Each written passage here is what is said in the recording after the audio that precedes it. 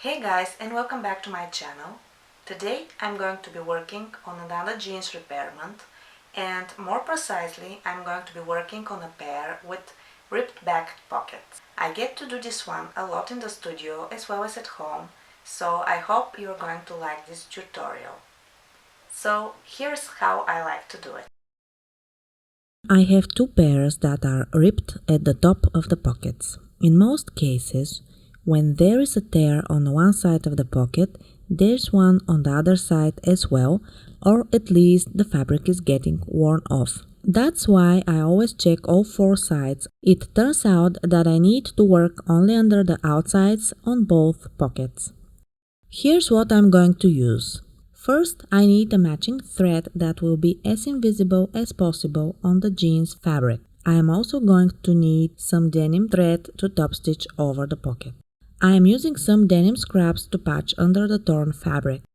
Ideally, I would use scraps that are closer in color to the jeans I'm working on, but this is what I have right now and I'm going to use these much darker ones. To begin, I'm going to break the top stitching over the pockets. I need to remove just as much of the thread as so I could work on the torn area without the pockets standing in the way.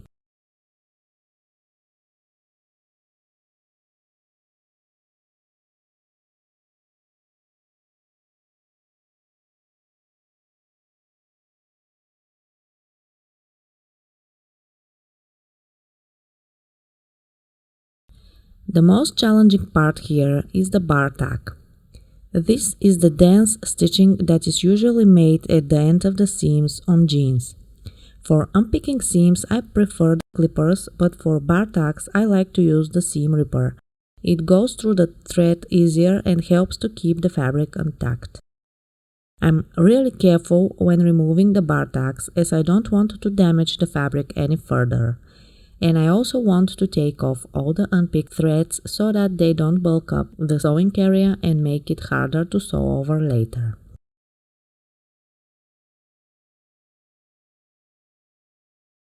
I'm going to repeat with the other pocket.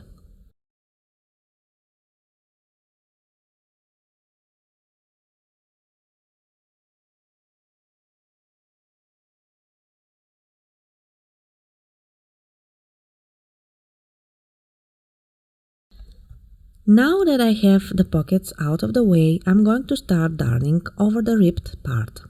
I'm cutting out two squares. The size of the patches you need will depend on the size and shape of the holes. My jeans are torn just under the edges of the pockets, so I'm going to use smaller pieces. Make sure that your patches are big enough to get under the whole tear as well as the torn fabric around it so that this repair lasts longer. For these jeans, I would usually prefer lighter patches as I want the darning to be as invisible as possible. Normally, I would also use the pinking shears to cut the patches or search around them to prevent unraveling. But as I make this fix on the go and for myself, I'm going to use what I have here. The darning thread and the unraveled fabric threads as well as the pocket itself will cover the patch. The patch is going underneath the fabric and I'm going to sew on the face side. You can fix the patch in place with some stay tape, pins, or directly with the thread. It's up to you. I'm going to use some fabric glue for that purpose. Sometimes when I patch jeans and I want the patch to show, I use only the fabric glue to fix it in place. I'll link to the patching jeans video in the description if you want to see how to do that. This time I want to cover the patch completely and I also want to darn over it, which will strengthen the worn-off fabric around the tear and hold the pocket in place.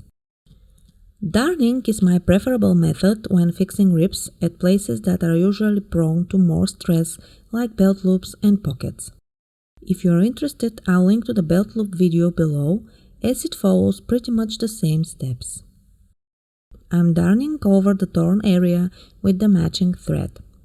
I'm making many forward and backward stitches while pulling the fabric slightly so that my stitches also move. I'm going over the worn-off fabric and then repeat with the other side.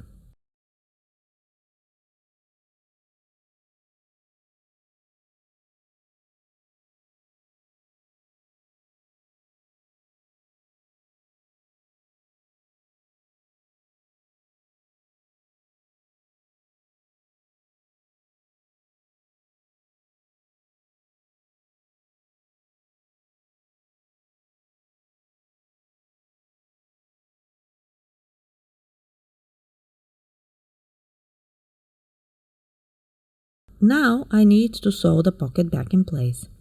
I'm careful to set it right at its original place because these jeans were dyed after sewing and the pocket placement is very obvious. And I'm always trying to make my work less obvious when I make alterations and repairs. Using the denim thread, I'm making 2 parallel top stitches to sew the pocket in place. I'm locking my stitches in the beginning and I'm careful to sew exactly over the stitching lines. I also like to over-secure my seam at the end because there's a lot of stress at the pocket edge. I do that by locking my seam many times. If you prefer, you can try to restore the bar tack with a very narrow zigzag seam, but keep in mind that there are many layers of fabric here and you might find that to be a bit challenging. The second line of stitching is easier to make because the pocket is already set in place. I'm going to repeat with the other side and I'm done. Here are my fixed pockets. On the face side you can hardly tell that there is something that's been done. It's much more obvious on the inside, but that's because I've used another color to patch and I've used the denim thread in the bobbin. If you are concerned with the look on the wrong side, use matching patches and thread that matches the fabric color.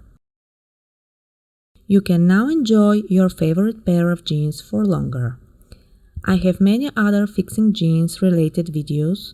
If you are interested, I'll link to them in the description so you might check them out as well. I hope you liked this tutorial. If so, give it a like and subscribe. Also, hit the notification bell because in the next video I'm going to show how to take in the waist of jeans the way we do it for our clients.